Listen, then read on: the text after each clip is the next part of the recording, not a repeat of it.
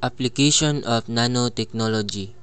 Nanotechnology has many applications including in electronics, energy, medicine, the environment, food, and textile. Sa larangan ng medical, ginagamit ang nanotechnology sa mga diskarte paghatid ng gamot, particular na ang paggamit ng dendrimer.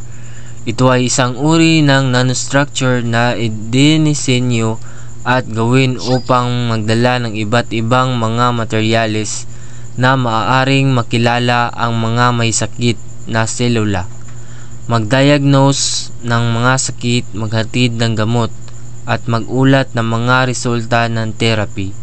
Ayon sa pag-aaral ni David Roth at Jade Boyd noong 2017 sa Rice University at Northwestern University, ang mga gold nanoshell ay may kakayahang maghatid ng mga nakakalasong na dosis ng dalawang gamot, katulad ng lapatinib at docetaxel, sa loob ng selula ng kanser sa suso. Ang paggamit ng gintong nanoshell sa paggamot ng kanser ay maaaring magresulta sa kaunting epekto.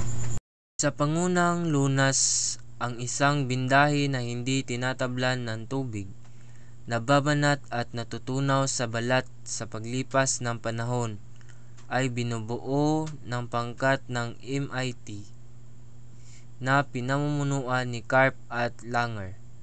Ang bindahe ay binubuo ng nanopilar na gumagana katulad ng mga paa ng mga tuko na gumagamit ng chemical na interaction sa pagitan ng mga nanopilar at biosurface.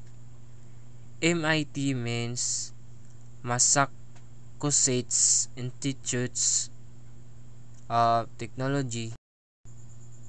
Ang mga natatanging katangian at istruktura ng mga CNT ay nagbibigay ng malawak na mga aplikasyon.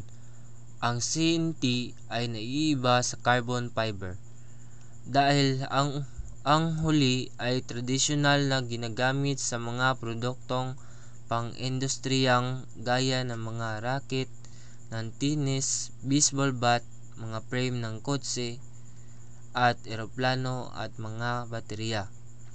CNT ginawang perpektong mga electrons emitters. Ang materyales sa paglabas ng mga elektron ay ginagamit sa mga flat panel display, electrogun sa mga electron microscope at microwave amplifier, potensyal na mabubuhay para sa epektibong paggawa at pag-iimbak ng enerhiya. CNT means carbon nanotube.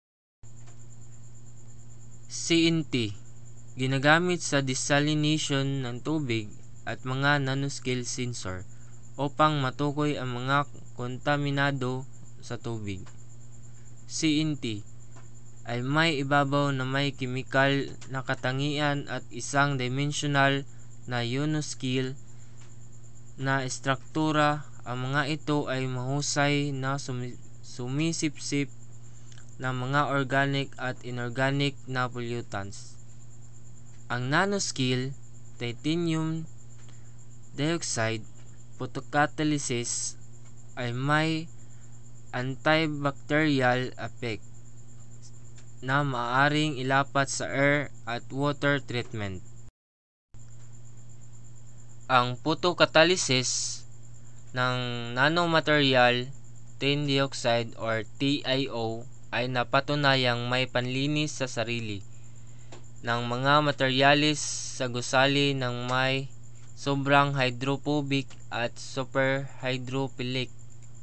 Ang panlinis sa sarili ay nakakamit sa pamamagitan ng paglagay ng semiconductor photocatalyst tin dioxide sa salamin, keramika o plastik. Ang tin dioxide ay mayroong antibacterial properties kapag nalantad sa UV light. Ito ay nagiging sanhi ng pagkasira ng bacterial cell wall at cytoplasmic membrane. Ang bakterya nagdudulot ng foodborne disease ay maaaring patayin sa pamamagitan ng photocatalytic reaction ng tin dioxide. Sa isang pag-aaral ni Ko et al.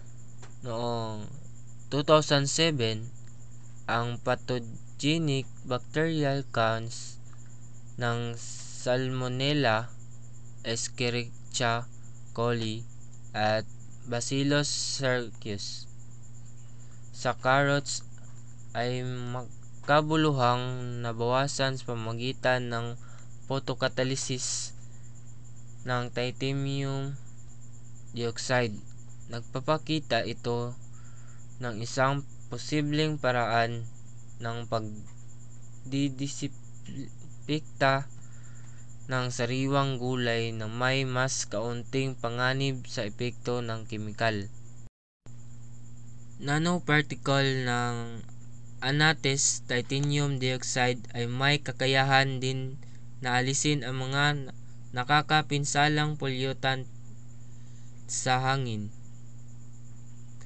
Natuklasan ng mga siyentipiko mula sa Lawrence Berkeley National Laboratory na ang isang dekalidad ratio catalyst ay may kakayahang mag-alis ng nitrous oxide or N2O ng humigit kumulang 200 m or araw at mga typical na volatile organic compound or VOC na 60 m or araw.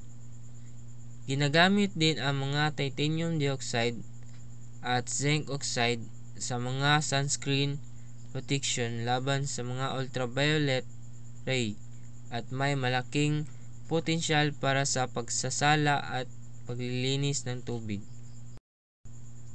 Maaaring gamitin ang mga nanofilm sa mga manipis na pelikula upang gawin itong water repellent, anti-reflective, ultraviolet, infrared resistant at scratch resistant.